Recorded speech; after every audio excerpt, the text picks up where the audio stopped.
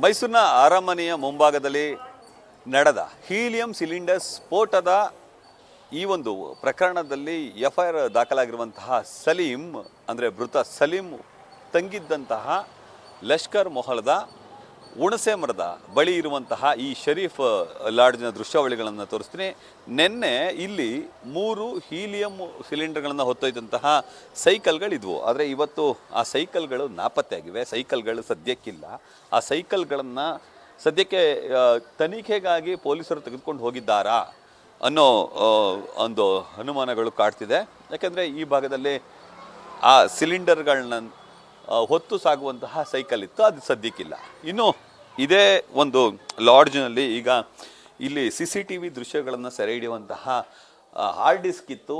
ಆ ಹಾರ್ಡ್ ಡಿಸ್ಕನ್ನು ಕೂಡ ಪೊಲೀಸರು ತೆಗೆದುಕೊಂಡು ಹೋಗುವಂಥ ಕೆಲಸಕ್ಕೆ ಮುಂದಾಗಿದ್ದಾರೆ. ಇನ್ನು ಆ ಸ್ಥಳವನ್ನು ಕೂಡ ಗಮನಿಸ್ತಿರ್ಬೋದು. ಇದು ಸಲೀಂ ಉಳಿದುಕೊಳ್ತಿದ್ದಂತಹ ಒಂದು ಲಾಡ್ಜು. ಪ್ರಮುಖವಾಗಿ ಈ ಶರೀಫ್ ಲಾಡ್ಜ್ ಇರೋದು ಮಂಡಿ ಮೊಹಲ್ಲಾದಲ್ಲಿ ಇರುವಂತಹ ಈ ಶರೀಫ್ ಲಾಡ್ಜ್ನಲ್ಲಿ ಬಡವರು ಹಾಗೂ ಕಡಿಮೆ ದುಡ್ಡಿಗೆ ಉಳಿದುಕೊಳ್ಳುವಿಕೆ ಬೇರೆ ಬೇರೆ ರಾಜ್ಯದಿಂದ ಬರುವವರಿಗೆ ಅನುವು ಮಾಡಿಕೊಡ್ತಾರೆ. ನೀವು ದೃಶ್ಯದಲ್ಲಿ ಗಮನಿಸ್ಬೋದು, ಇಲ್ಲಿ ಸುಮಾರು 15ಕ್ಕೂ ಹೆಚ್ಚು ಕೊಠಡಿಗಳಿದೆ. ಇದು ಒಂದು ಪ್ರಾಂಗಣ, ಇಲ್ಲಿ 2 ಕೊಠಡಿಗಳಿದೆ.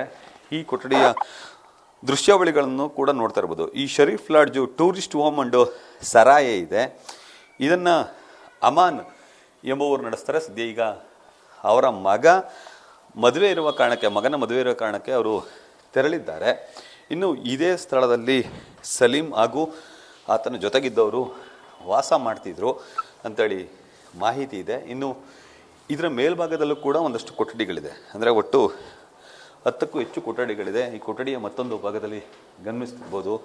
ಇಲ್ಲೂ ಕೂಡ ಅಂದರೆ ಯಾವಾಗ ಈ ಘಟನೆ ಆಯಿತು, ಘಟನೆಯ ಬಳಿಕ ಎಲ್ಲರೂ ಕೂಡ ಈಗ ಪೊಲೀಸರು ಒಂದಷ್ಟು ಮಂದಿ ವಶಕ್ಕೆ ತೆಗೆದುಕೊಂಡು ಹೋಗಿದ್ದಾರೆ. ಮತ್ತಷ್ಟು ಮಂದಿ ಅಂದರೆ ಬೇರೆ ಬೇರೆ ಭಾಗಕ್ಕೆ ತೆರಳಿದ್ದಾರೆ.